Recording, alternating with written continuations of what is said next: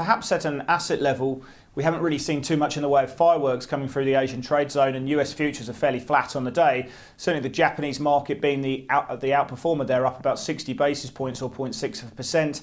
The ASX 200 down 0.2%, or pretty flat on the day, but it certainly has come off nicely off the lows of 53.35. We've seen some buying coming back into the mining space and the resource space after the China trade data.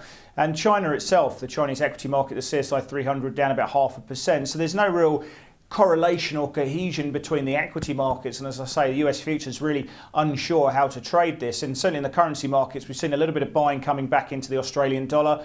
We saw a slightly below consensus home loan number for the month of April, where home loans were up 1.7%. I think really the macroprudential measures that APRA put in a number of months ago have seemed to be really biting in the month of April, where we saw investment loans down 5%. So really picking up the slack there was the owner-occupier loans. Then I think they were probably better than expected there. Japan as well, we saw some good numbers coming out there with the GDP at 1.9%. That was a revision from the prior month, so no real change there. And the all-important deflator, which is the difference between nominal and real GDP, the inflation aspect of prices, you can see that was at 90 basis points, so no real change there either.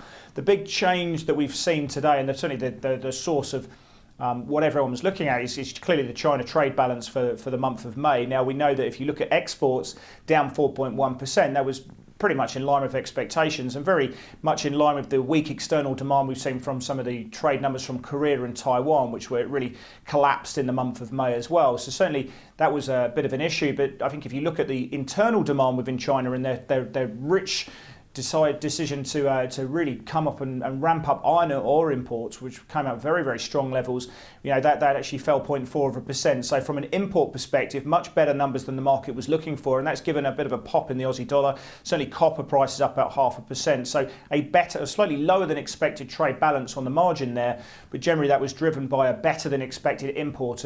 Exports were in line with expectations.